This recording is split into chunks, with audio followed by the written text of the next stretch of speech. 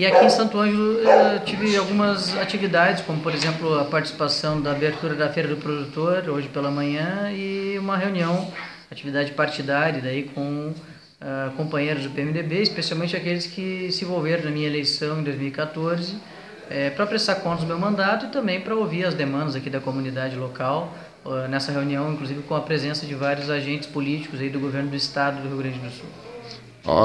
Recentemente tivemos a inauguração do nosso aeroporto regional e a sua participação efetiva nesta obra da retomada dos voos na capital das Missões. Bom, o aeroporto de Santo Ângelo, ele na verdade não é uma obra apenas de Santo Ângelo ou da região das Missões, ele é um aeroporto que vai gerar desenvolvimento para todo o noroeste gaúcho, né? Num raio aí de 300 quilômetros, pelo menos 250 quilômetros, dependendo do lugar, nós vamos ter o impacto positivo dessa obra, né?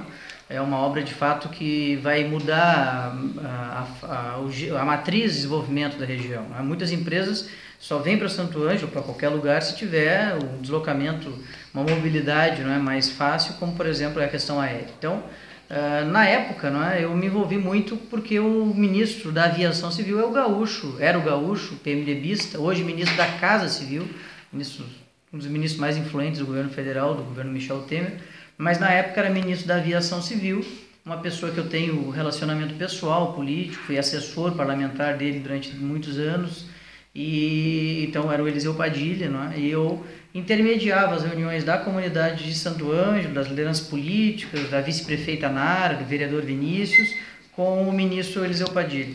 E a partir daí o ministro Eliseu Padilha agilizou diversos trâmites dentro do governo federal e me passava informações para mim poder agilizar no departamento aeroportuário da Secretaria de Transportes do governo do estado. Então, esse hub, não é, entre o governo federal, o governo do estado e o município de Santo Ângelo, inclusive o próprio prefeito Valdir Andes diversas vezes esteve comigo para poder falar do assunto, né? Mas especialmente a vice-prefeita Nara, que é minha amiga, minha companheira, e o vereador Vinícius Maquivides, que nós conseguimos ajudar a articular por muitas mãos, mas uma delas as nossas, para poder reativar o aeroporto de Santo Ângelo aí na semana passada. Eu só não vim porque estava no aeroporto de Salgado Filho, em Porto Alegre, esperando, junto com o governador Sartori, abrir o teto, né, de Santo Ângelo para que a gente pudesse sair de Porto Alegre de avião para pousar no aeroporto de Santo Ângelo, fato que não foi possível devido às condições meteorológicas não favoráveis. A região das Missões carece de uma logística e nós estamos hoje na região mais pobre do Rio Grande do Sul. Estradas estão algumas em péssimas condições de trafegabilidade. Exemplo, São Luís Bossoroca. O senhor tem conhecimento? Sim, tenho conhecimento dessa e outras tantas rodovias estaduais, né, que estão em péssimas condições de trafegabilidade, que não dão o conforto e nem a segurança para o usuário. E é por isso que nós votamos favoravelmente ao projeto de lei que atualiza a legislação das concessões de rodovias lá na Assembleia. Mesmo que o governo do estado tenha feito esforços reais aqui na região das Missões, é só olhar aí a travessia urbana de Entre Juízo, né, e aqui do lado de Santo Ângelo, ou a ligação asfáltica, acesso asfáltico de Eugênio de Castro, de Ubiretama, de Rolador, ou a recapeamento da São Luís Gonzaga, Roque Gonzalez, são obras que mostram o comprometimento político, esforço, mesmo sem recursos, que o governo estadual tem dado aqui para a região, essa atenção especial para a região missioneira.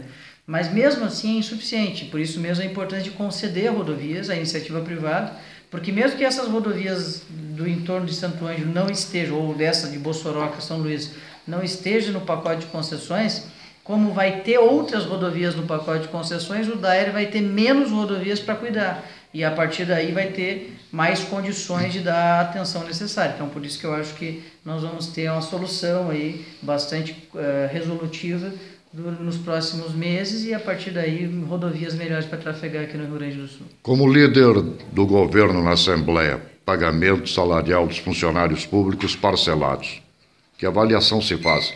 O Estado realmente está quebrado financeiramente? Sempre que o PT passar por qualquer lugar, ele vai deixar uma herança que é a herança da ideologia deles. E eu não falo pejorativando ou querendo provocar. Eu apenas constato uma verdade. E qual é a verdade? A ideologia petista consiste, do ponto de vista das finanças, em gastar mais que a arrecadação. Eles, o PT, acreditam que gastando mais que a arrecadação, a receita acompanharia, porque a despesa sendo expandida na velocidade que eles expandem, geraria um desenvolvimento. Se eu acho que gerou desenvolvimento, tenho certeza que não. Tanto é verdade que o Estado quebrou, o país está aí com 170 bilhões de reais de déficit, que equivale a valores de hoje 2 Petrobras, né?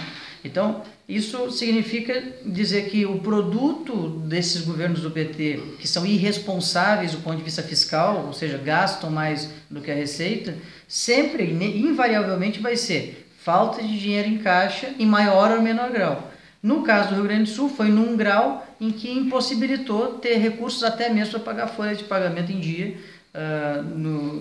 sem parcelar o salário dos servidores. E é por isso, exclusivamente por isso, que os salários dos servidores do Estado são parcelados, porque não há recursos em caixa suficiente para honrá-los no primeiro dia do mês, e fruto dessa política de gastar mais que a arrecadação. Esse ano, para concluir, há 6 bilhões de diferença entre a despesa e a receita. Então, se gastará mais 6 bilhões além da receita. Isso porque a receita vem caindo em virtude da crise econômica e a despesa vai aumentando vegetativamente cada vez mais. É insustentável essa questão, é por isso que o governador tem que estar procurando diminuir a despesa ao máximo que der, para que a gente possa voltar a ter equilíbrio financeiro no Rio Grande do Sul e, a partir daí, cumprir com seus compromissos, especialmente a folha de pagamento.